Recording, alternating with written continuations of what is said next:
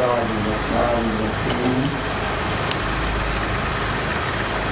الحمد لله رب العالمين والصلاة والسلام على سيد الأنبياء والمرسلين سيدنا ورؤوفنا ورحيمنا وحبيبنا وحبيب رب العالمين وعلى آله الطيبين الطاهرين وأصحابه العالمين المهديين.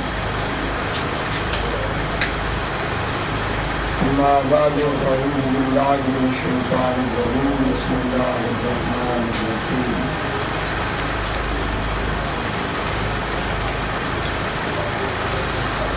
النبي أولى بالمؤمنين من أنفسهم وأزواجه أمهاتهم. صدق الله العظيم وصدق رسوله النبي الكريم. إن الله وملائكته يصلون على النبي يا أيها الذين آمنوا صلوا عليه وسلموا تسليما. درود شریف آواز بلند صلی اللہ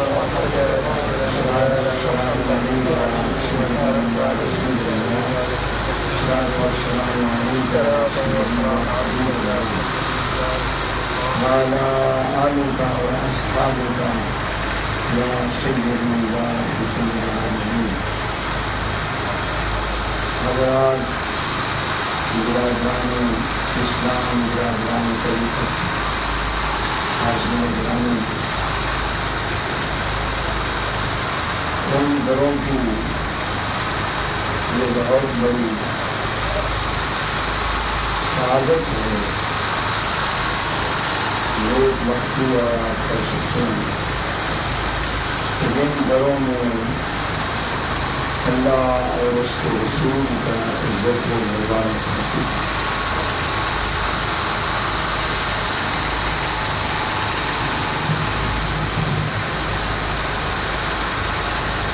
اس دنیا میں جو انسانیت کے لیے سرمایہ ہے وہ ایمان اور اندرسانی. سورہ محمد 26 پارہ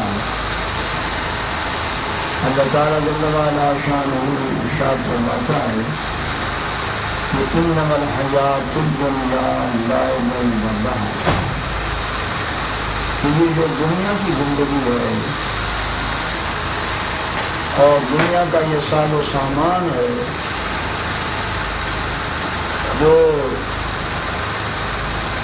انسان کو حیرت میں ڈال رہا ہے، تو اللہ تعالیٰ فرماتا ہے کہ اس کی حقیقت کے کھیل تماشے سے زیادہ نہیں،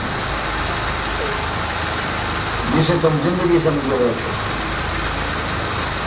یہ کھیل تماشا ہے جو وقتی طور پہ ہوتا ہے. وقتی طور پہ اس کھیل تماشے کی ایک لذت ہوتی ہے اور اس کے بعد وہ ختم ہوا اور اس کا کوئی پورشن بھی باقی نہ رہا، تو وقتی لمحاتی طور پر یہ دنیا کچھ لذات و نفس کے لیے بنا.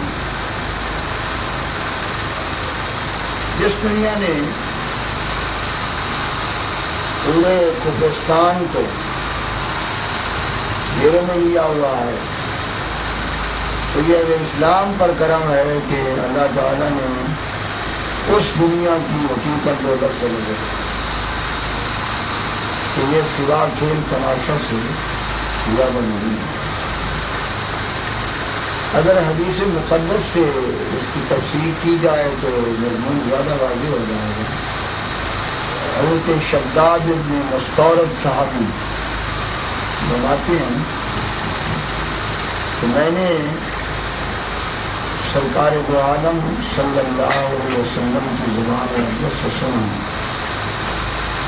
کہ واللہ مت دنیا بالآخرت الا کما یدخل احدکم اصابعہ فی الجنہ ولینظر بمن یظلم. تو خدا کی قسم اس دنیا کو آخرت سے وہ بھی نسبت نہیں جو ایک شخص سمندر میں انگلیاں ڈبوئے اور ڈبو کر نکالے تو اس کی انگلیوں کو کتنی تری لگی ہے، تو اس تری کو سمندر کے پانی سے نسبت ہے، تو حضور نے قسم اٹھا کر کہا کہ خدا کی قسم دنیا کو آخرت سے وہ نسبت نہیں ہے۔ تو کیا وہ کامیاب ہو جائے گا جس میں تمام خواہشات پوری کر لیں اور وہ یہ سمجھے کہ میں کامیاب ہو گیا ہوں، تو اس دنیا کے اوپر جس دنیا کی حقیقت کی تو یہ لمحہ فکریہ ہے کہ ہماری پوری حدود کی ہمتیں اور کوششیں اسی پر مرکوز ہیں جس کی حقیقت ایک مچھر کے پر سے زیادہ ہے۔ یہ حدیث پاک ہے کہ لو کانت الدنیا تعدل عند اللہ جناح بعوضۃ ما سقی منها کافر شربۃ ماء۔ سرکار نے فرمایا اگر اس دنیا کی حقیقت مچھر کے پر کے برابر بھی اللہ کے نزدیک ہوتی، اتنی قیمت بھی ہوتی، تو کسی کافر کو اللہ پانی کا گھونٹ نہیں دیتا۔ لہٰذا کوئی یہ سمجھے کہ یہ آنے سے میں کامیاب ہو گیا ہوں یا اس کمی سے میں ناکام ہو گیا ہوں، تو یہ سوچ کی بہت بڑی کمزوری ہے اور یہ علم کی کمی ہے، یہ حقیقت کی ادراک سے دوری ہے۔ اس کی حقیقت جو کفر والے نہیں سمجھ سکتے، یہود و نصارہ کے ذہن میں نہیں آ سکتا، لیکن صاحب اسلام سمجھ سکتا ہے۔ اس کو اللہ تعالیٰ کے رسول نے اس طرح واضح اس کا انٹروڈکشن دیا ہے کہ اس کی حقیقت کیا ہے اور حقیقی زندگی جو آنے والی ہے اس کی حقیقت۔ اب جب یہ دنیا کھیل تماشا ہے تو پھر انسان کے لیے کون سی چیز ہے کہ جو کھیل تماشا نہیں ہے، کہ جو اس کا وزن اللہ کے ہاں؟ تو ساتھ ہی ارشاد فرمایا کہ وَإِن تُؤْمِنُوا وَتَتَّقُوا يُؤْتِكُمْ أُجُورَكُمْ، اگر تم ایمان لاؤ، یہ دنیا کی زندگی کا سرمایہ ذکر ہے، اگر تم ایمان لاؤ اور حسن کردار اختیار کرو جسے تقویٰ کہا جاتا ہے، تو جو تم اجورکم، پھر اس پر تمہیں انعام تمہارا رب دے، اور وہ کھیل تماشا نہیں، تو رب کی طرف سے تمہیں اجر ملے گا، وہ صحیح سرمایہ ہے جو ہمیشہ بھی رہنے والی نعمتیں ہیں اور اس سے بہت ہی بہتر، مگر اس کے حصول کے لیے جو کنڈیشن رکھی وہ ایمان اور تقویٰ۔ اس لیے ایک مومن کا یہ کنسیپٹ ٹوٹلی کلیئر ہونا چاہیے کہ یہ نہ اس کے ذہن میں ہو کہ یہ کافر ویلفیئر کر رہے ہیں، کبھی جھوٹ نہیں بولتے، انسانیت کی بڑا احترام ہے انہیں، تو شاید ان خوبیوں کی وجہ سے وہ جنت میں چلے جائیں۔ تو قرآن کریم نے بڑی وضاحت سے، صراحت سے یہ بتا دیا کہ اونٹ سوئی کے سوراخ سے گزر سکتا ہے، لیکن یہ ناممکن ہے کہ ایمان کے بغیر کوئی جنت میں جائے۔ یہ عطل اللہ کا فیصلہ، حتیٰ یلج الجمل فی سم الخیاط۔ پتہ یہ چلا کہ انسان اگر اشرف المخلوق ہے تو اس وجہ سے نہیں کہ اس کو یہ شکل دی گئی ہے، قطعاً اس وجہ سے نہیں کہ وہ اشرف المخلوق بنا کہ بشر کی شکل اسے دی گئی، وہ اشرف المخلوق ہے صرف نسبت ایمان سے۔ ان الذین آمنوا وعملوا الصالحات اولئک هم خیر البریہ۔ یہ قرآن نے کہا کہ بہترین خلق کون ہے، تو بنا پوری خلق میں سب سے بہتر وہ ہیں جو ایمان لے اور جنہوں نے اس رسول کی شریعت کا لباس ہے۔ اور سب سے بدترین کون ہے خدا کی مخلوق میں؟ انسانی شکل میں ہیں، بشری وجود میں ہیں، لیکن قرآن کہتا ہے کہ بدترین خلائق ہیں۔ تو خلائق میں دیکھیے کون کون سی چیزیں آتی ہیں خدا کی مخلوق میں۔ بندر بھی ہے، اس سے اوپر ڈگری خنزیر کی ہے، درندے ہیں، کتے ہیں، یہ سارے اللہ کی مخلوق میں ہیں۔ اور قرآن کہتا ہے ان سے بھی بدتر کون ہیں؟ الذین کفروا من اہل الکتاب والمشرکین فی نار جہنم خالدین فیہا اولئک هم شر البریہ۔ مولا میری ساری مخلوق میں سب سے بدترین وہ ہیں جنہوں نے میرے رسول کا انکار کیا، تصدیق نہیں۔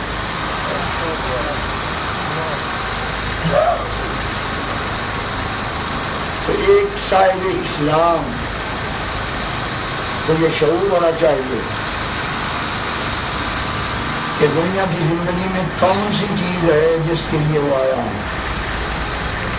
اگر ایمان نہیں تو بدترین خلائق ہے، اگر ایمان ہے اور شریعت کا احترام و عمل ہے تو بہترین خلائق۔ یہ کنسپٹ کلیئر ہونا چاہیے۔ اگر یہ نہ ہوا تو پھر کون ٹھنڈے پانی سے وضو کر کے نماز پڑھے گا؟ کون اس ہاٹ ویدر میں طواف کرے گا؟ کون 6 دن بھوکا رہ کر جہاد کرے گا؟ یہ چیزیں ان لوگوں کی عقل میں نہیں آ سکتی کہ جن کے سامنے ایمان نہیں ہے، اور یہ اس کے لیے کوئی مشکل نہیں جس کے پاس ایمان ہے۔ یہ قرآن نے کہا کہ اصل سرمایہ ہے۔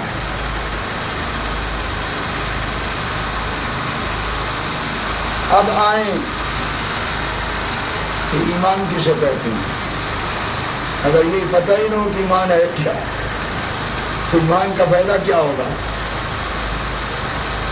تو بہت سی تفصیل اس ٹاپک پہ قرآن و حدیث میں موجود ہے، تو اس کی تفصیل تو کسی ایک لیکچر میں ممکن ہی نہیں ہے۔ بڑے اختصار کے ساتھ میں عرض کر دیتا ہوں کہ ایمان کس چیز کا نام ہے۔ ایمان اسے کہتے ہیں کہ کوئی چیز میں اپنی آنکھ سے بھی دیکھوں تو اس کا مجھے اتنا یقین نہیں جتنا اللہ کے رسول کی زبان پر مجھے سادہ لفظوں میں یہ ایمان۔ اس لیے یہ ذہن نشین کر لیں کہ ایمان کوئی فلسفی فلسفے سے نہیں حاصل کر سکتا، کوئی زبردست ریشنلسٹ عقل پرست عقل کے ذریعے ایمان نہیں حاصل کر سکتا، کوئی ریسرچ فیلو اپنی ریسرچ پرسیپشنز آبزرویشنز میں سے کوئی اس کے پاس سورس ہی نہیں ہے کہ وہ ایمان کو حاصل کر سکے۔ ایمان کا مرکز فقط ذات رسالت مآب ہے، اور ایمان سب کا سب متعلق ہے اللہ کے رسول کے ساتھ۔ خواہ وہ ان پڑھ ہے، وہ ریسرچ نہیں کر سکتا، وہ فلسفی نہیں ہے، وہ سائنٹسٹ نہیں ہے، وہ ان ایجوکیٹڈ ہے، وہ پکا مومن ہے اگر اس کی کنوکشن یہ ہے کہ مجھے آنکھ سے دیکھ کر وہ یقین نہیں جو اللہ کے رسول کی زبان پر کیا ہم نے رب کو دیکھا ہے؟ کوئی دیکھ سکتا ہے؟ شیخ المحققین شیخ عبدالحق مرشد بھی فرماتے ہیں کہ حق را بچش مگر کے ندیدن بھلے کے نش از دیدن جمال محمد شناختم، کہ کسی آنکھ کی طاقت نہیں کہ رب کو دیکھ سکے، مگر جس نے بھی رب کو پہچانا ہے جمال محمد کو دیکھ کر پہچانا۔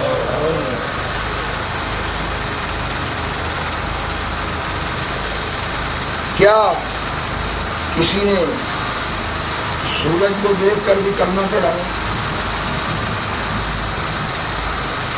ہے نا؟ بڑے بڑے کلمہ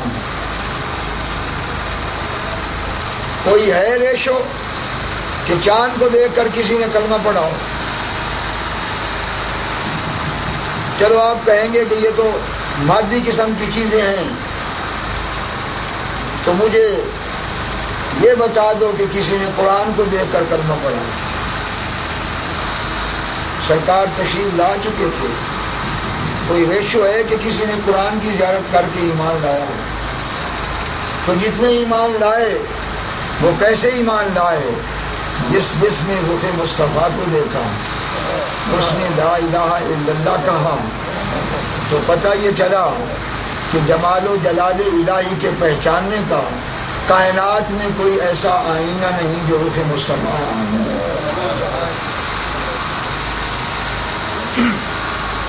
اور جس نے سرکار کا دیدار کیا وہ صحابی رسول ہوا۔ تو کوئی بیک گراؤنڈ بتا سکتے ہو کہ وہ صحابی فلاں یونیورسٹی کا پڑھا ہوا تھا، فلاں دارالعلوم کا فارغ تھا؟ اس سے پہلے تو سب کو فرستان ہی فرستان ہے، فلاں انسٹیٹیوشن کا پڑھا ہوا تھا۔ لیکن تمام عقیدے کی کتابیں یہ لکھ رہی ہیں کہ کوئی امام، کوئی بک، کوئی انسٹیٹیوشن رب کی وہ معرفت نہیں دے سکتا۔ کوئی چیز اللہ تعالیٰ کی وہ معرفت نہیں دے سکتی جو اس صحابی کو معرفت حاصل ہوئی جس نے سید عالم کے رخ انور کا دیدار کیا۔ اگر علماء نے یہ کہا ہے کہ 1,00,000 غوث اکٹھا کرو تو صحابی کے گھوڑے کے سم کی مٹی کے برابر نہیں ہو سکتا، تو یہ صرف کوئی عقیدت کے رنگ میں انہوں نے کہا ہے؟ یہ بات حقیقت کے رنگ میں کہی ہے کہ 100 غوث بھی اکٹھے ہو کر وہ مشاہدہ جمال الہی نہیں کر سکتے جو اس صحابی نے رخ مصطفیٰ میں جمال و جلال الہی کا مشاہدہ۔ کتنی تعداد ہے کہ جو بھی ایمان لے آئے سرکار کا چہرہ دے کر ایمان لے۔ اے از شعائے روح تو خورشید تابہ رازیات آنے کی ہستی راشرم بالا ترم عرش اولا۔ قطب الدین بختیار کاکی کہتے ہیں کہ اے از شعائے روح تو، اے معبود تیرا وہ جمال اقدس ہے کہ خورشید تابہ بھی روشنی دے رہا ہے جو تیرے چہرے کی خیرات میں رہا، اور عرش اولا کو بھی اگر نور ملا ہے تو تیرے رخ انور کا نور ملا۔ گرچہ بصورت آمدی بعد از ہمہ پیغمبراں، اگرچہ تو آنے میں سارے انبیاء کے بعد آیا، اما بمانی بودائے سرخیر دلنا انبیاء، ورنہ حقیقت یہ ہے کہ ہر نبی میں جو چمک ہے وہ تیرے ہی وجود کا نور ہے۔ جس سے وہ چمک رہے ہیں. ایسی توحید، ایسی معرفت الہی، ایسا عرفان خدا بندی، ایسا حقیقت توحید کا عرفان نہ کوئی بک دے سکتی ہے، نہ امام دے سکتا ہے، نہ انسٹیٹیوشن دے سکتا ہے، نہ کوئی شیخ دے سکتا ہے، نہ کوئی ذریعہ دے سکتا ہے. جو اسے معرفت دی ہے، ملی ہے، جس نے سر کی آنکھ سے چہرہ مصطفیٰ کو دیکھا.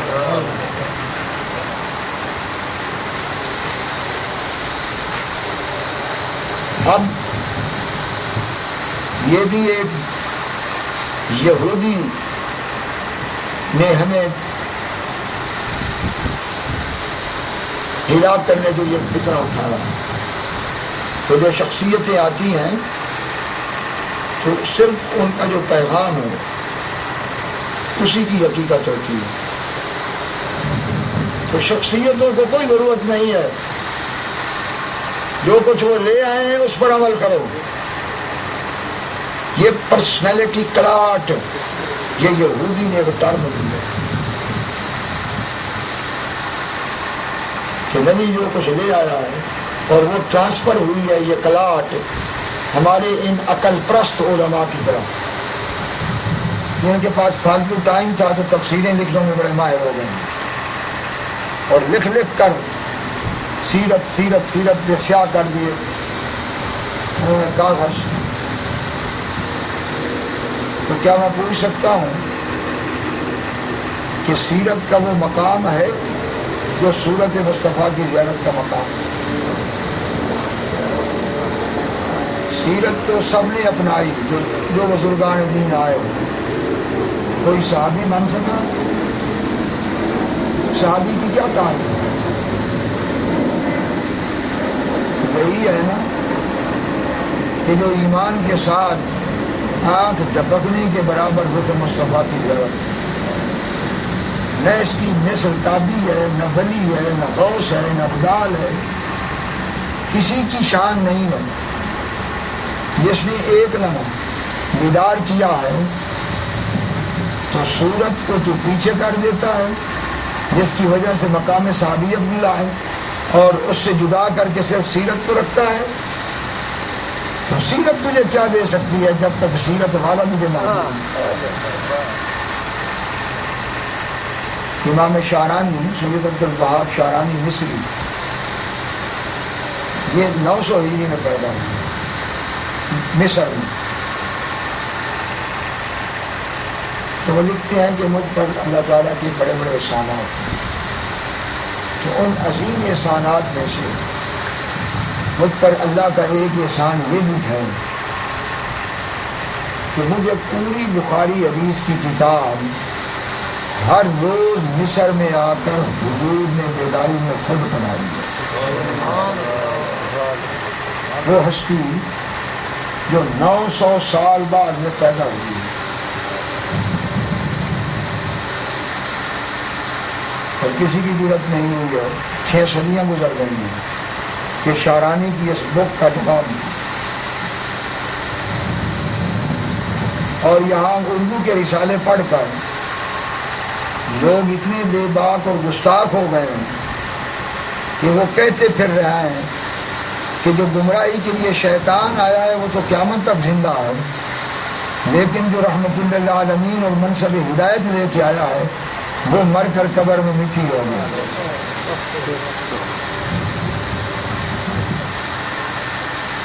تو جس کا عقیدہ ہی ہے اس کو خاک ملے گی. جب تمہارا عقیدہ ہی اس رسول کے متعلق یہ ہے تو تمہیں ملے گا کیا؟ تو ملے گا تو اس کو جس کا کوئی عقیدہ صحیح ہے اور جو 9ویں صدی میں آئے اور تا ادب اور محبت رسول اس کے سینے میں ہو. تو پھر کیوں نہ حضور مدینے سے آ کر اسے مصر میں خود حدیث پڑھا.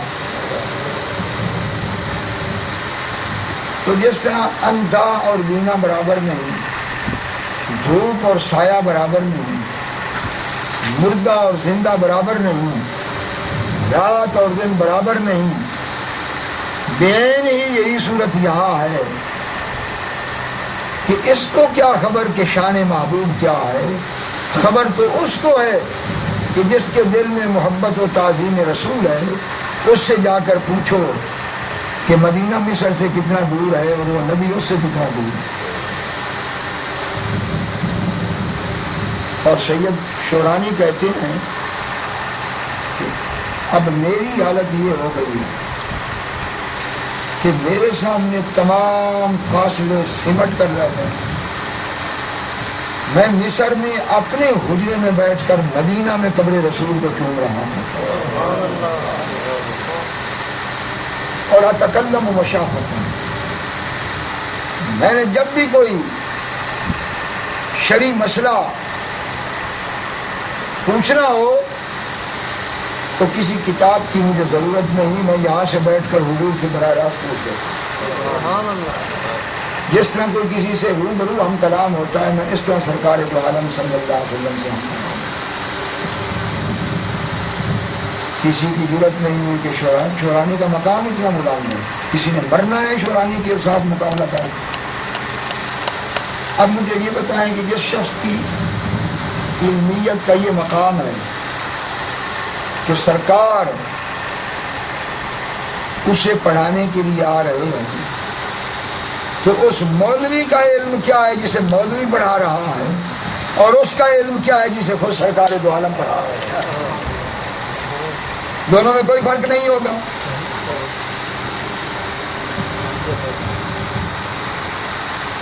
اور جس کے علم کی انتہا یہ ہے کہ وہ نبی کے سفر معراج کو بھی ماننے پر تیار نہیں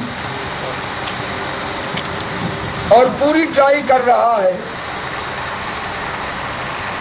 کہ اللہ تعالیٰ نے اپنے محبوب کو جو سب مخلوق پر ایک فوقیت دی، اور وہ فوقیت یہ تھی کہ کوئی بھی سر کی آنکھ سے اس ذات کا دیدار نہیں کر سکا، تو رب نے کہا ایک ہی وہ ذات ہے جو میرا محبوب ہے، یہ میں نے اس کے لیے شان رکھی ہوئی ہے۔ تو اس کی پوری کوشش ہے کہ یہ کوشش کرے کہ یہ خواب میں ہوا،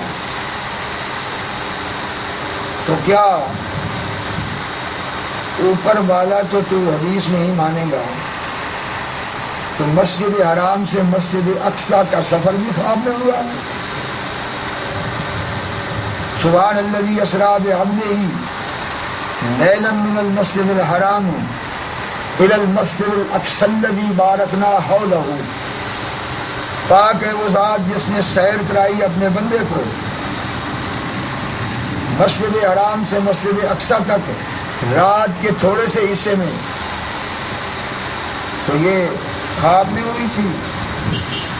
کبھی روح کو عبد کہا جاتا ہے، علماء نے کہا کہ عبد روح مال جسم کو کہتے ہیں، روح کو عبد نہیں کہا جاتا۔ اگر خواب میں ہوتی تو روح کو ہوتی، روح کو ہوتی تو بے عبد ہی نہ ہوتا، بلکہ ہوتا کہ اسریٰ بروح عبد ہی، اور رب نے کہا بے عبد ہی اپنے بندے کو، تو عبد روح مال جسم کا نام ہے۔ مفسرین نے کہا کہ جو مسجد حرام سے مسجد اقصیٰ تک اس سفر کو عالم بیداری میں اور روح جسم کے ساتھ نہیں مانتا، وہ پکا کافر ہے، وہ منکر قرآن ہے، کیونکہ رب نے قرآن میں اس کا ذکر کیا۔ اور اگر یہ سفر ہوتا خواب میں روحانی تو رب کو سبحان کہنے کی کوئی ضرورت نہیں تھی۔ سبحان وہی کہا جاتا ہے جہاں کوئی چیز بندے کی طاقت سے باہر ہو، رب کی طاقت کے تحت۔ پھر بچپن سے آپ لوگ یہ نہیں سنتے آئے کہ مسجد اقصیٰ میں حضور کیوں گئے تھے؟ سارے انبیاء کی امامت کے لیے گئے تھے یا کوئی اور وجہ تھی؟ اور کون سی حدیث ہے جس میں یہ نہ ہو کہ حضور نے سارے نبیوں کی وہاں امامت نہیں کرائی؟ حدیثیں بخاری، مسلم بڑی بڑی ہے. حضور نے امامت کرائی، ہر نبی نے خطبہ دیا کہ مجھے یہ رب نے شان دی، مجھے یہ رب نے شان دی، مجھے یہ رب نے شان دی. آخر میں حضور نے خطبہ دیا کہ مجھے رب نے یہ شان دی کہ تم سب میرے مقتدی اور میں تمہارا امام ہوں.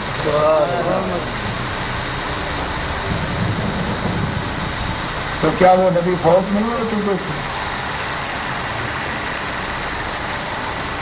کیوں جناب؟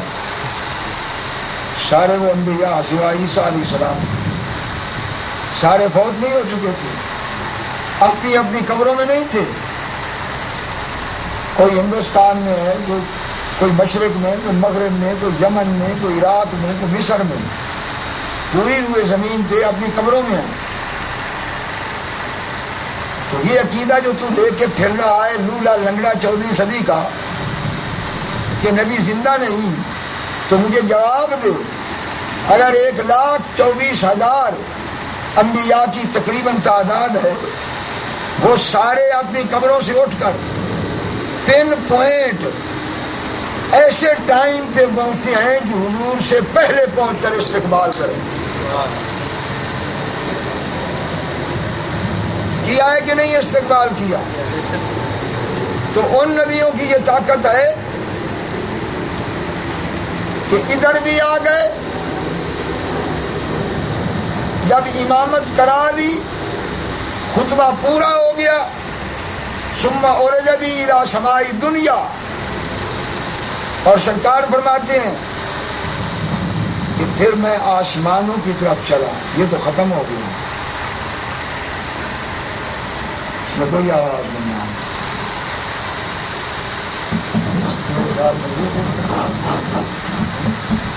یہ ٹھیک ہے.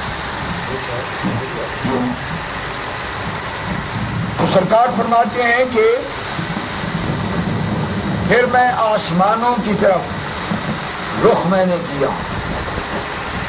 تو پہلے آسمان پہ حضرت آدم نے میرا استقبال کیا، دوسرے آسمان پہ عیسیٰ علیہ السلام نے کیا، تیسرے آسمان پہ حضرت یوسف علیہ السلام نے کیا،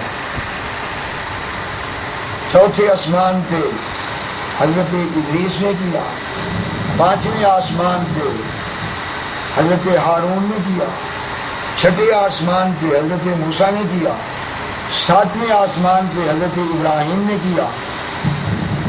وہ تو پیچھے رہ گئے تھے نماز پڑھ. حضور کی سواری آسمان کی طرف چلی تھی، تو وہاں سواری سے پہنچنے سے پہلے وہ سارے وہاں کیسے پہنچے؟ کیا یہ حدیث میں سفر معراج نہیں ہے؟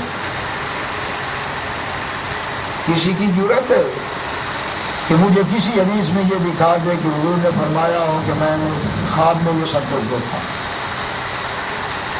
کسی ایک حدیث میں تو بتا دیں. تو کیا ان انبیاء کی یہ طاقت ہے کہ روئے زمین کے جس ٹکڑے سے چاہیں آنکھ جھپکنے میں پہنچ جائیں، اور زمین سے چاہیں تو آسمانوں میں آنکھ جھپکنے میں پہنچ جائیں؟ اور جو سید الم اور سارے وصال کے بعد کی بات ہو رہی ہے، یہ انبیاء کے وصال کی بات ہو رہی ہے. سارے انبیاء کی یہ طاقت ہے کہ چاہے زمین کے ٹکڑے پہ جہاں چاہیں، چاہے آسمان کی بلندیوں میں جہاں چاہیں، وہاں آنکھ جھپکنے میں پہنچ جائیں. مراد کی وہ رفتار نہیں ہے جو نبی کی رفتار ہے. تو اس سید الانبیاء کی طاقت نہیں ہے کہ جس غلام کو چاہے دیدار عطا فرمائے.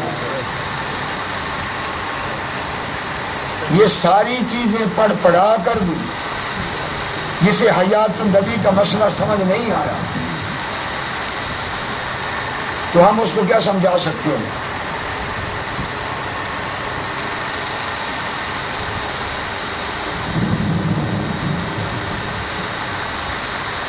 ستر سے زیادہ عربی میں کتب اس ٹاپک پر لکھی گئی ہے کہ حضور کی وفات کے بعد حضور کی حیات کی شان وفات سے پہلے والی شان سے زیادہ اعلیٰ. زیادہ اعلیٰ. لیکن یہ اردو خان ان کتابوں تک پہنچے تو ان کو پتہ چلے. انہوں نے کہا صرف اتنا فرق ہے، تھوڑا سا فرق ہے، اور وہ فرق یہ ہے کہ جب حضور حیات ظاہری میں تھے تو لباس بشر میں تھے، تو اس وقت دربار عام تھا، جو بھی آتا حضور کی زیارت کرتا. تو وصال اقدس کے بعد اب وہ دربار عام نہیں، دربار خاص ہے. اب جس میں صلاحیت ہے وہی اس محبوب کا زیارت کر سکتا ہے.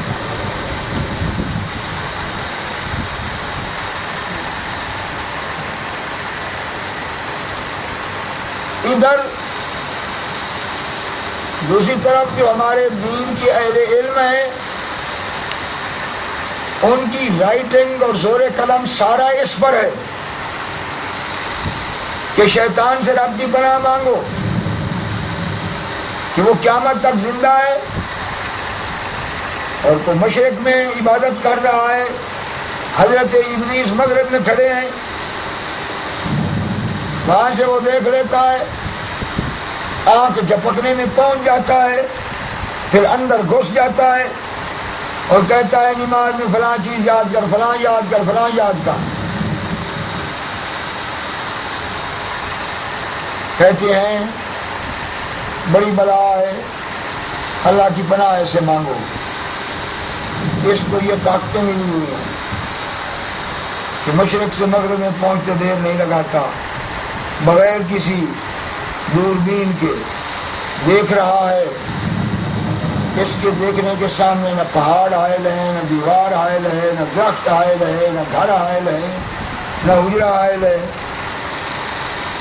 دیواروں کو پھاڑ کر، پہاڑوں کو پھاڑ کر، درختوں کو پھاڑ کر بہارے کو دیکھ رہا ہوں. اگر چاہو تو میں بکس کا ریفرنس دکھا سکتا ہوں کہ اللہ نے کافی صفحے سے آپ کی کہ یہ اتنی بلا ہے تو اللہ کی سے پناہ مانگو. تو میں یہ پوچھتا ہوں کہ یہ کیا بلا ہے؟ یہ لعنتی نہیں ہے؟ لعنت کا توق پہن کیا ہے اور مہلت مانگ کیا ہے تو مجھے قیامت تک مہلت دے. کیا ان دو کے علاوہ کوئی اس کا ایکسٹرا سٹیٹس ہے تو پیش کرو. قرآن میں 30 پارے ہیں، 31 مصلے تو میں بھی سنا چکا ہوں الحمدللہ. تو قرآن کریم کا تھوڑا بہت مجھے ترجمہ بھی اللہ تعالیٰ نے عطا کیا. تو میں جب تلاوت کرتا ہوں تو رٹا میرا نہیں لگا ہوا، میں نے کسی استاد یا قاری سے قرآن نہیں حفظ کیا، میں ایئر فورس جان کر کے میں نے خود قرآن حفظ کیا. اور آج تک اتنے مصلے میں نے سنائے ہیں، مجھے کسی کی ضرورت نہیں ہوئی کہ 12 سپارے سے کوئی پیچھے سامنے اٹھا کے 15 میں ڈال دے، کیونکہ میں جب پڑھ رہا ہوں تو میں ترجمے سے جا رہا ہوتا ہوں اور میرے سامنے مضمون ہوتا ہے. تو کوئی اور مجھے بتاؤ کہ شیطان کی شان ہے.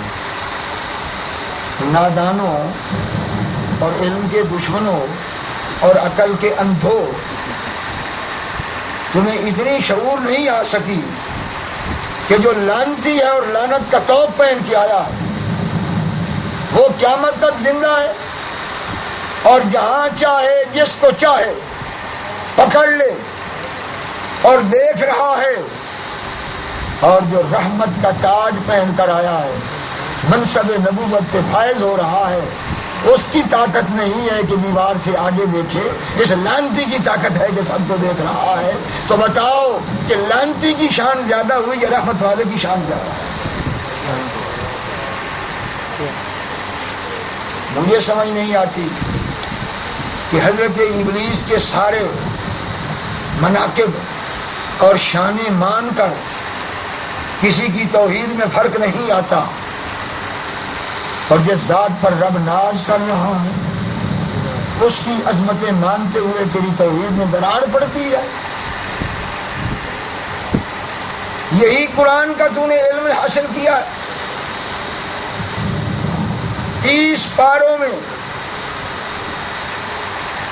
مجھے دکھا دو کہ رب نے کسی چیز کے رب ہونے پہ ناز کیا. یہ تو کہا ہے نا کہ کون ہے جو میرے آسمان جیسا آسمان لائے، میری زمین جیسی زمین لے آئے، اور کون ہے جو عرش عظیم کا رب ہو. یہ تو کہا، اور یہ بھی کہا کہ بار بار نظریں اٹھا کر میری خلقت میں دیکھ، ناکام ہو کر تیری نظریں واپس لوٹیں گی، اور ما ترا فی خلق الرحمن من تفاوت، تجھے رحمان کی خلقت میں نقص نظر نہیں آئے. کوئی ہے دنیا میں جو مثل لے آ ایسے وسیع آسمان کی، زمین کی، پہاڑوں کی. لیکن جس خلقت میں نقص نہیں ہے، بتاؤ 30 پاروں میں کہ ان کے رب ہونے پہ کہیں رب نے ناز کیا؟ تو ناز کس پہ کیا؟ فما فلا وربک لا یؤمنون. اے محمد رسول اللہ، تیرے رب کی قسم، تیرے رب کی قسم، عرش کے رب کی قسم نہیں ہے، کعبہ کے رب کی قسم نہیں ہے، عالمین کے رب کی قسم نہیں ہے، سماوات و اراضی کے رب کی قسم نہیں ہے. حالانکہ ان سب کا رب کون ہے؟ قسم کس کی اٹھائی؟ فلا وربک، تیرے رب کی قسم. پتہ یہ چلا کہ رب کو بھی ناز ہے کہ وہ محمد الرسول اللہ کا رب ہے. یہ ہے وہ میسج جو قرآن دے رہا. تو جس خلقت میں نقص نہیں، وہ اس کے رب ہونے پہ ناز نہیں کر رہا. تو جس کے رب ہونے پہ ناز کر رہا ہے، اس ہستی میں نقص ہو سکتا ہے؟ بتاؤ نا. خلقت مبرأ من کل عیب کأنک قد خلقت کما تشاء وأحسن منک لم تر قط عین وأجمل منک لم تلد النساء. یا رسول اللہ، میری آنکھ نے تیرا جیسا جمیل دیکھا نہیں، اور کائنات میں کسی ماں نے تیرے جیسا عظیم جنم ہے. اور تو کہاں سے آ گیا ہے کہ اس محبوب کی شان کی تو کنٹراڈکشن اور ضدیں ڈھونڈ رہا ہے؟ یہ نہیں جانتے، وہ نہیں جانتے، یہ اختیار نہیں، وہ اختیار نہیں. اس لعنتی کو اختیار ہے کہ جہاں چاہے، جس وقت چاہے، جس کو چاہے یہ گمراہ کر لے. اس لعنتی کو طاقت ہے جو لعنت کا توق پہن کے آیا ہے، اور جس پر رب ناز کر رہا ہے اسے طاقت نہیں کہ جس غلام کو چاہے دیدار عطا فرمائے. اور یہ تیرے علم کی انتہا ہے. تجھے ابلیس کی معرفت مبارک ہو، ہمیں محبوب خدا کی معرفت مبارک.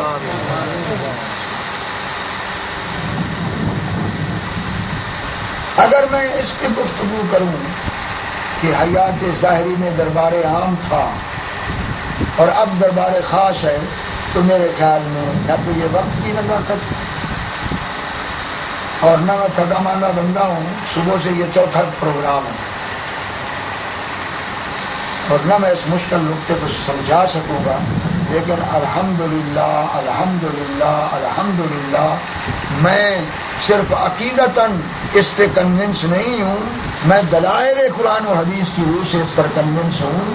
قیامت تک حضور جس کو چاہیں، جب چاہیں، جتنا چاہیں، جو چاہیں عطا فرما سکتے ہیں. اس پہ مجھے کسی قسم کا کوئی شک نہیں.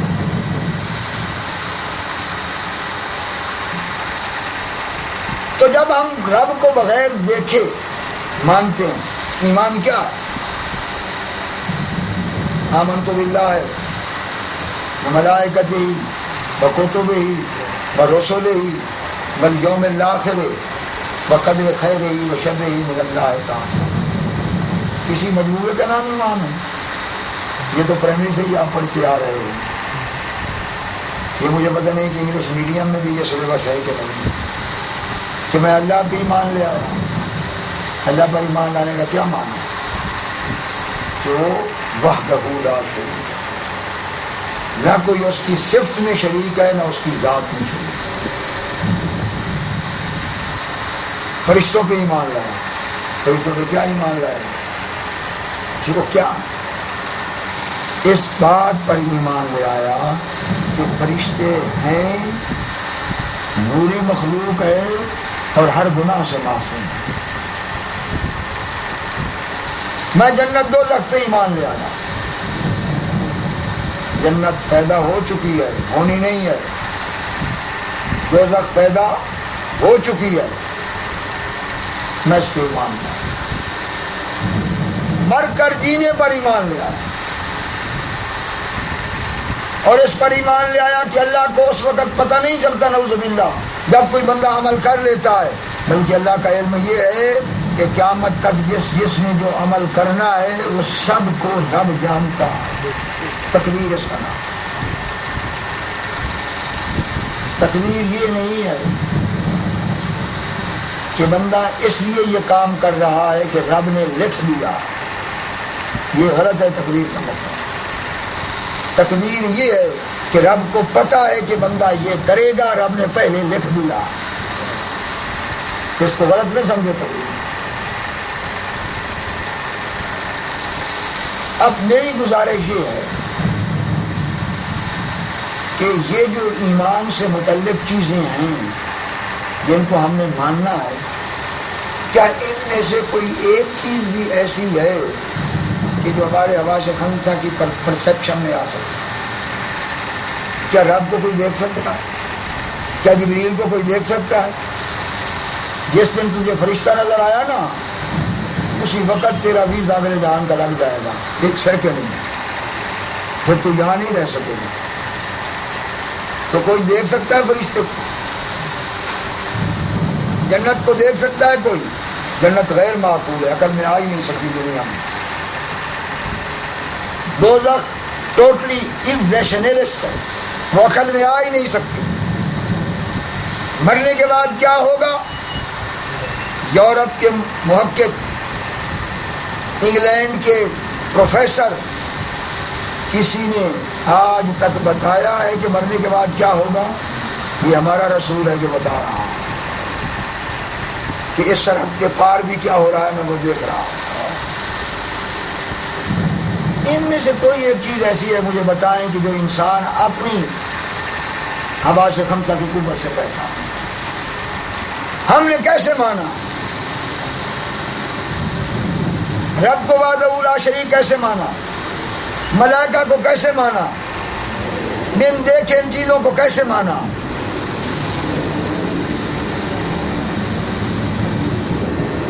فقط اسی لیے مانا ہے نا کہ ہم نے حضور کی زبان سے سنا.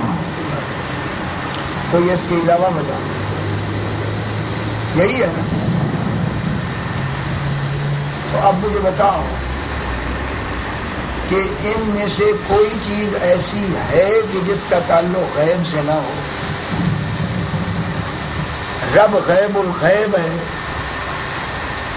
فرشتوں کا وجود غیب ہے، جنت دوزخ غیب ہے، قبر کا معاملہ غیب ہے، مر کر اٹھنے کا معاملہ غیب ہے. تو اس کی خبر کس نے دی؟ حضور نے دی ہے. تو جسے خبر نہ ہو، جو جانتا نہ ہو، وہ خبر کیا دے گا؟ تو تم نے جھگڑا ڈالا ہوا ہے کہ نبی علم غیب نہیں جانتا. بے وقوف، اگر نبی علم غیب نہ جانتا تو اس غیب کی خبر کس نے دی ہے؟ اللہ. کوئی دنیا میں ہے کہ جو یہ خبر دے سکتا تھا؟ تو تیرے جنگلوں اور گڑھوں اور تیری زمین کی حدود کی خبریں لے کے تو غیب کا مسئلہ گھڑ کر بیٹھا ہوا ہے. جس نبی نے آسمان کی بستیوں بلندیوں سے لا مقام اس رب کو دیکھ لیا ہے، جنت کو دیکھ لیا ہے، دوزخ کو دیکھ لیا ہے. جبریل جس کا دربان ہے 18,000 دفعہ خدمت میں آ رہا ہے، اس نبی کو کہتا ہے کہ وہ غیب نہیں جانتا جو سارا تجھے غیب کی خبر دے رہا. میں ان نادانوں کو کیا کچھ سمجھاؤں کہ یہ کس قدر اندھے ہیں. ایمان صرف یہ ہے کہ تصدیق زبان رسالت اور اس میں غلطی نہ کھانا. کائنات میں کوئی عمل اس کے برابر نہیں ہے. جتنا اس عمل کا وزن ہے کہ اے میرے بندے تو مجھے صرف اس لیے محبوب ہے کہ تو نے میرے محبوب کی زبان کی تصدیق اللہ. اس لیے تجھ پر بیوی حلال، اولاد حلال، دنیا کی نعمتیں حلال، تیری جنت تجھ پر حلال، تیرے لیے سب کچھ حلال. یہ میرا انعام صرف اس لیے ہے کہ تو نے میرے محبوب کی زبان کو سچ کہا. اس سے آگے میں اس مسئلے کو پھیلاؤں تو بہت پھیلا سکتا ہوں، لیکن وقت نہیں. ایک خوبصورت جملہ حضرت علی المرتضیٰ کا. آپ فرماتے ہیں کہ لو کشف الغطاء ما زدت یقینا، کہ یہ سب چیزیں جو آنکھوں سے نظر نہیں آتی، اگر ان سے پردہ ہٹ جائے اور ان سب کو میں اپنی آنکھ سے دیکھ لوں تو میرے ایمان میں رائی برابر بھی زیادتی نہ ہو. تو صحابہ نے پوچھا کہ حضور یہ کیسے ہو کہ دیکھنے کے بعد زیادتی نہ ہو؟ آپ نے فرمایا کہ تم سمجھے نہیں ہو. زیادتی تو تب ہو کہ ان کے متعلق حضور کی زبان سے سن کر میں یقین کی اس ڈگری کے پہنچ چکا ہوں جس سے آگے کوئی یقین کی ڈگری ہے ہی نہیں. تو زیادتی تو تب ہو کہ ڈگری باقی رہ گئی ہو. ہم اپنے دیکھنے کا انتظار نہیں کرتے. علی المرتضیٰ نے کہا ہمارے لیے یقین کا معیار زبان رسالت نام ہے، اور اسی لیے علی مرتضیٰ کی کیا شان اور کیا ایمان ہے.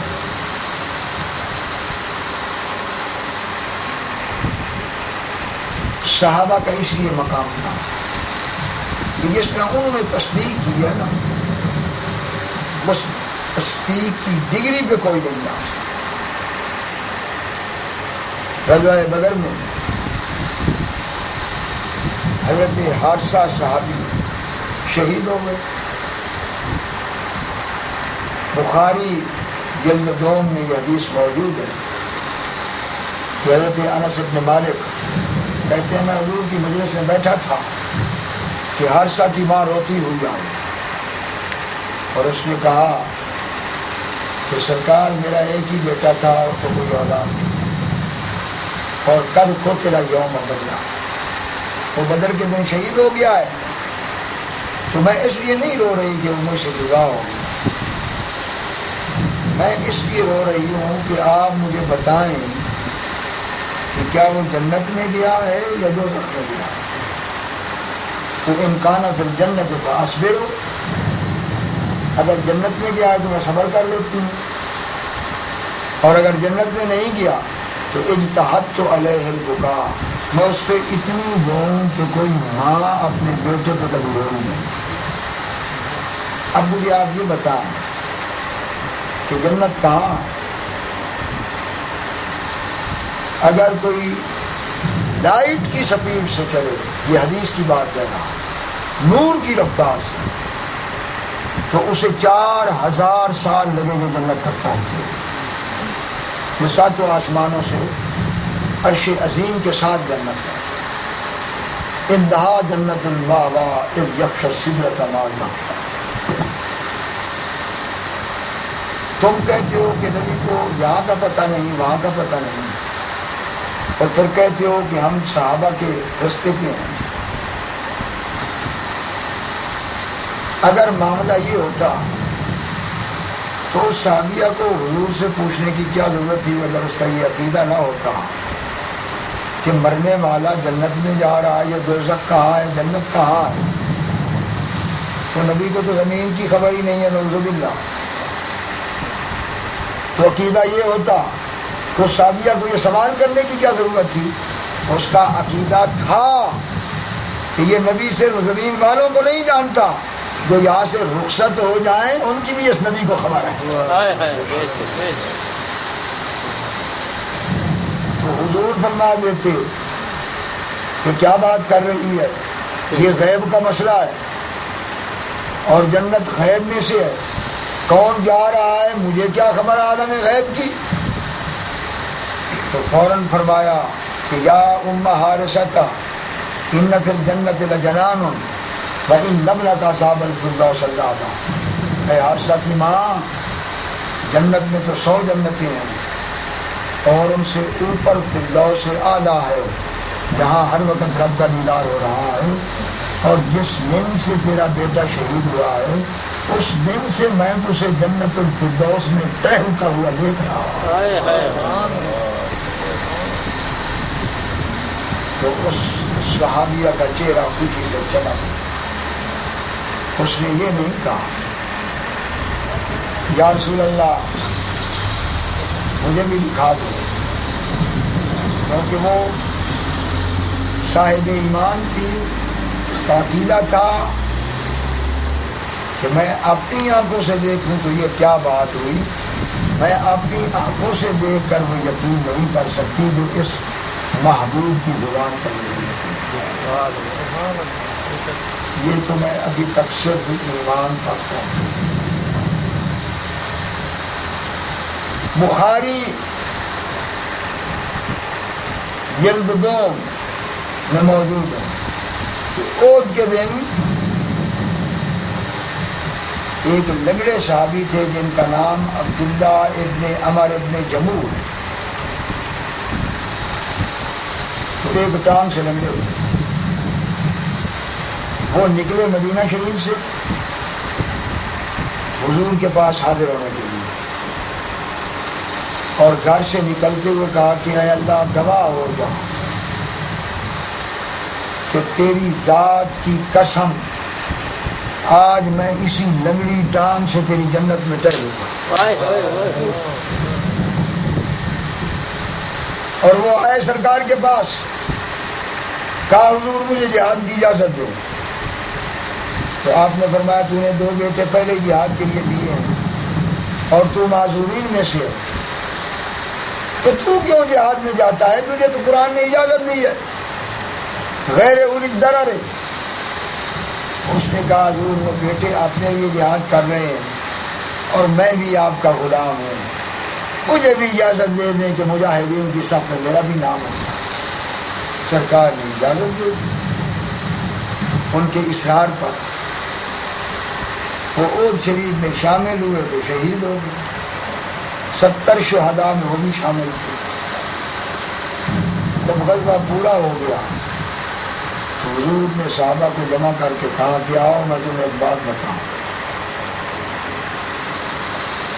کہ ان من عباد اللہ لناسا لو اقسم علی اللہ لأبرہ، کہ اللہ کے بندوں میں کچھ ایسے بندے بھی ہیں کہ جو قسم اٹھا کر کہہ دیں تو رب بھی قسم اٹھا دیتا ہے کہ ان کو میں نے پورا کرنا۔ ان منہم عمر ابن جموح،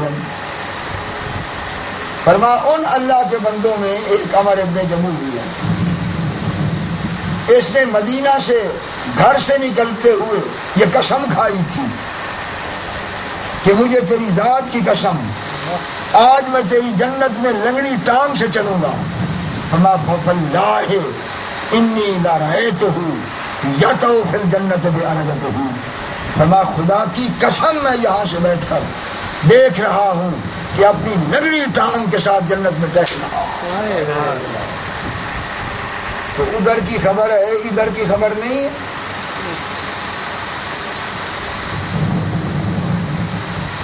تو اتنا لولا لنگڑا عقیدہ نبی پر نہ رکھو ورنہ دھکے کھاؤ گے، مصیبتیں کھاؤ گے۔ اور اس بات کو مانو جو قرآن نے کہی کہ تمہاری جان اتنی قریب نہیں جتنا یہ اونچی شان والا نبی تمہارے قریب ہے.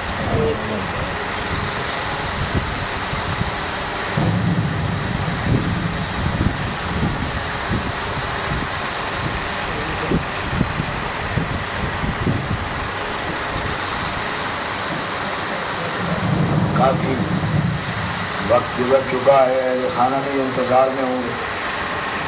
میں سمیٹتے ہوئے آخری بات عرض کرتا ہوں، پھر زندگی ہوئی کبھی تو انشاءاللہ یہ گھر ان کا ہے، یہ میرے بھائی ہیں، وہ میری بہن ہے.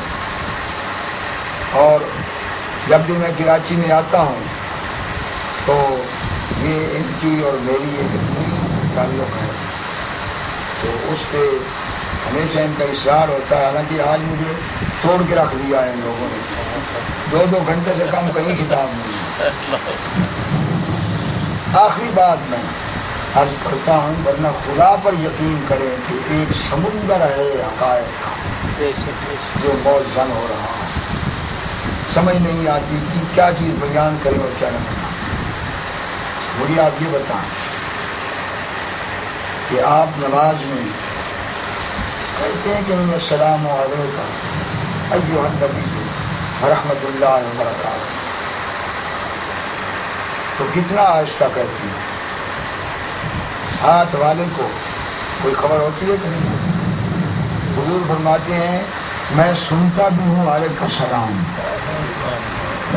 اور میری توجہ بھی ہر ایک کی طرف ہوتی ہے، حتیٰ ارد علیہ السلام، اور جیسے کسی کا سلام ختم ہوتا ہے میں اس کا جواب بھی اس پر لوٹا دوں. اب ساتھ والے کو خبر نہیں ہے، اور اگر حضور سن نہیں گئے تو بے وقوف آدمی. کبھی کسی ایسے کو بھی سلام کہا جاتا ہے جو سن رہا ہوں. کیا علماء نے لکھا نہیں ہے کہ سوئے ہوئے کو سلام مت دیں؟ کیوں لکھا؟ وہ کہتے ہیں اس لیے کہ سلام کہنا سنت ہے اور سلام کا جواب واجب ہے. جو سویا ہوا ہے وہ سن نہیں رہا، اس کو مت سلام دو. لیکن حضور کی حدیث ہے اذا مررتم باہل القبور فقولوا السلام علیکم اہل الدیار من المؤمنین، کہ جب مسلمانوں کے قبرستان کے قریب سے گزرو تو میں حکم دے رہا ہوں کہ انہیں سلام کہو. ادھر زندہ سوئے ہوئے کو منع کیا کہ سلام نہ کہو کہ سن نہیں رہا، ادھر حکم دیا کہ قبروں والوں کو سلام دو، تو اگر وہ سنتے نہیں ہیں تو تیرا سلام دیوار کے لیے. تو نبی نہیں سن سکتا نعوذ باللہ، تو سلام کس لیے؟ تمام کتب میں نے دیکھا ہے کہ 2 کنڈیشن ضروری ہیں سلام پیش کرنے کے لیے. جب تک کوئی سامنے نہ ہو اس وقت تک السلام علیکم نہیں ہے. اسے مواجہت کر کہ روبرو آنا. کبھی آپ نے یہاں سے بیٹھ کر کہا ہے او فلانے گھر والے السلام علیکم؟ جب کوئی سامنے آئے تو کہتے ہو کہ ان کا پہلی کنڈیشن یہ ہے کہ روبرو ہو. سیکنڈ کنڈیشن یہ ہے کہ سلام سنت ہے، جواب واجب ہے. جسے کہہ رہے ہو وہ سن رہا ہو، کیونکہ اگر سنے گا نہیں تو جواب کیسے دے گا. اور ہماری نماز میں واجب ہے السلام علیکہ ایھا النبی ورحمۃ اللہ وبرکاتہ. تو سنتے نہیں، سامنے نہیں، تو سلام جائز کیسے؟ اور تو اس باس میں پڑا ہوا ہے کہ حضور کو پن پوائنٹ مخاطب کرنا ہے یا نہیں کرنا. جبل ایک چیز عبادت ہے نماز میں، نہ کہے تو تیری نماز ہی نہیں، واجب ہے. تو نماز میں ایک چیز عبادت ہے اور نماز کے بعد وہ چیز ناجائز ہے. یہ کون سا کھلیا ہے کہ جو عبادت نماز میں بن رہی ہے نماز کے بعد وہ عذاب بن رہا ہے؟ یا چھوڑ دو یا اس حقیقت کو تسلیم کر لو کہ یہ حضور کا معجزہ ہے کہ اگر کھربوں لوگ بھی یک وقت سلام پیش کر رہے ہوں تو ہر ایک کی روح کی طرف حضور کی توجہ بھی ہے، ہر ایک کا سلام سن بھی رہے ہیں، ہر ایک کے سلام کا جواب بھی لوٹا رہے ہیں. میں نے علی قاری بہت بڑے ہمارے فقہ حنفیہ کے امام ہیں، ان کی کتاب میں یہ پڑھا جو شرح مشکات میں انہوں نے لکھی، کیونکہ رزق کی برکت کے لیے کہ کبھی تنگی نہ آئے، اس کے لیے حدیث میں سرکار نے بڑا کرم فرمایا۔ ایک صحابی آئے، انہوں نے کہا یا رسول اللہ میں کثیر العیال ہوں لیکن میرا ہاتھ بڑا تنگ ہے، تو میں آپ کے پاس حاضر ہوا ہوں۔ حضور نے فرمایا ایسے پتہ چلا کہ جب صحابہ کو یہ کیفیات ہوتی تھی تو میرے رسول پہ آتے تھے، اور یہی شیخ ہے جو اللہ اور اس کے رسول کا نائب ہے، اپنے پیر کے پاس التجا کرنا یہ اللہ اور اس کے رسول سے التجا ہے، اور یہ صحابہ کرام کی سنت تھی۔ اب تو صحابی سے بڑا تو موحد نہیں ہو گیا کہ وہ در رسول پہ آ کر عرض کرے اور تو کہے کہ میں ڈائریکٹ جاؤں گا، تو یہ تجربہ ایک کر چکا ہے ڈائریکٹ والا، یہ سب سے بڑا لعنتی بنا ہے۔ تو حضور نے فرمایا کہ 3 چیزیں کرنا، سرکار نے صحابی کو کہا کہ 3 چیزیں کرنا، جب بھی اپنے گھر میں قدم رکھنا بسم اللہ الرحمن الرحیم پڑھنا، اور 1 دفعہ سورہ اخلاص پڑھنا، اور اپنے گھر والوں کو پورا سلام کرنا، السلام علیکم ورحمۃ اللہ وبرکاتہ۔ فرمایا یہ 3 چیزیں کرنا، تاتی دنیا راغبۃ الیک، آسمان سے رزق کھینچ کر تیرے قدموں میں آیا ہے۔ سبحان اللہ سبحان اللہ۔ اور میں آپ کو یہ بات بتا دوں کہ یہ کراچی کے حالات تو بڑے عجیب ہیں، ہر ایک بندہ ڈر رہا ہے، اور اس سے بڑھ کر ملکی حالات بھی ہیں۔ اللہ ہی حافظ ہے بس۔ لیکن میں آپ کو ایک بات بتا دیتا ہوں کہ رات اپنے گھر کا دروازہ ضرور بند کریں، کرتے ہی ہیں ہم، بند کرتے ہوئے بسم اللہ الرحمن الرحیم پڑھنا نہ بھولیں۔ حضور فرماتے ہیں کہ جس گھر کے دروازے کو بند کرتے ہوئے کوئی بسم اللہ پڑھ لے گا، فوراً ایک فرشتہ آسمان سے اتر کر اس گھر کی نگہبانی کے لیے آ جائے، پوری رات وہ اس گھر کی نگہبانی کرے۔ وہاں انشاءاللہ نہ ڈاکو آ سکتا ہے، نہ چور آ سکتا ہے، نہ شیطان آ سکتا ہے، نہ کوئی اور چیز آ سکتا ہے۔ اور دوسری حدیث میں حضور نے فرمایا کہ جو شخص گھر میں داخل ہو کر سلام کہتا ہے تو اللہ تعالیٰ فرماتا ہے کہ مجھے اپنی ذات کی قسم، جب تک تو اس گھر میں بیٹھا ہے میں تجھ پر سلامتی کی بارش برساتا ہوں۔ تو رب کی طرف سے سلامتی ہو تو وہاں کیا اشارہ آ سکتا ہے؟ علی قاری نے یہاں ایک بات کی، اس نے کہا کہ فرض کرو کوئی گھر میں داخل ہوا ہے لیکن گھر میں کوئی ہے نہیں۔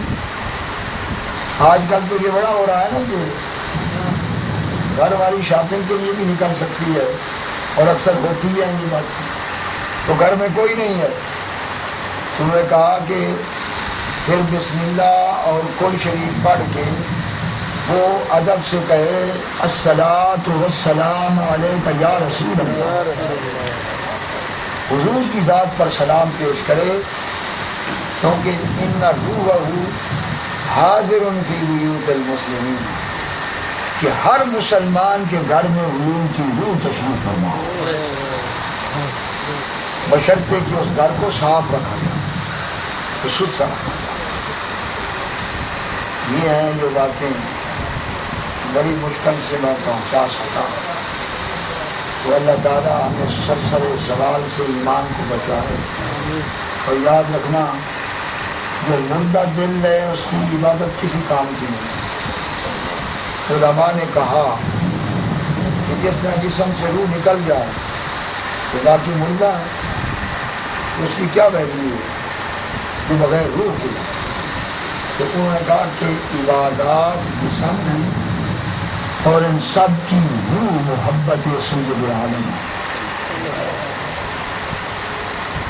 تو جس کی عبادات میں محبت رسول نہیں تو وہ مردہ ہے عبادت، وہ عمر مردہ ہے، وہ حج مردہ ہے، نماز مردہ ہیں، صدقات و زکوٰۃ مردہ ہیں جن میں محبت رسول کا بیج نہیں، اور وہ عمل زندہ ہے جس میں محبت رسول کا مغز قرآن، روح ایمان، جان دین، ہست حب رحمت للعالمین۔ مجھ سے تو پوچھو تو ایمان، عین ایمان محبت رسول کا نام ہے۔ میرے پیر نے ایک دفعہ علی الاعلان بڑے مجمع میں کہا کہ جس میں ادب نہیں، رب کی غیرت کے خلاف ہے تو اسے اپنے محبوب کی محبت کبھی اس میں محبت نہیں آ سکتی، اور جس میں محبت نہیں، رب کی غیرت کے خلاف ہے تو اسے ایمان دے۔ ایمان اسے دیتا ہے جس کے دل میں اس محبوب کی محبت ہے، محبت اسے دیتا ہے جس کے دل میں ادب ہے۔ اللہ تعالیٰ سلامت رکھے اس گھر کو، اہل خانہ کو، آپ سب حضرات کو بھی اپنے محبوب کے سر کی دین و دنیا کی امانت عطا فرمائے۔ انہ علی کل شیء قدیر وانہ الحمد للہ رب العالمین، والصلاة والسلام علی رسولہ الکریم وعلی آلہ وصحبہ اجمعین۔ نسألک بأسمائک الحسنى كلها ونسألك بجاه حبیبک محمد وکرامته عندک یا اللہ۔ اللهم اغفر لنا وارحمنا وتب علینا انک انت التواب۔ اے کریم، اپنے کریم اسماء کا واسطہ، اپنے محبوب کا واسطہ ہماری حاضری قبول کرنا، ٹوٹے ٹوٹے کلمات قبول کرنا، ہمیں معافی عطا کرنا، ہمارے اگلے پچھلے گناہ معاف کرنا، اور ہمیں کامل معافی عطا کرنا، ہمیں ایمان میں کامل نصیب کر اور مرتے دم تک ایمان کرنا اور خاتمہ بالخیر کرنا، گھروں میں، مال میں، اولاد میں، رزق میں برکتیں عطا کرنا، ہر قسم کی تنگی سے محفوظ کرنا، تمام بیماروں کو شفا عطا کرنا، جتنے بے اولاد ہیں حسنین و کریمین کے سب کے جو اولاد عطا کرنا، جتنے بزرگ عزیز و اقارب دنیا سے ہمارے سب کی مدد کرنا، اہل خانہ کے خصوصی کرم کرنا، دین و دنیا کی حالت کو پوری کرنا، اپنے حفظ و امان میں رکھنا، قدیر بجائے حبیبک الکریم رحمت للعالمین شفیع المذنبین صلی اللہ تعالی علی حبیبہ محمد۔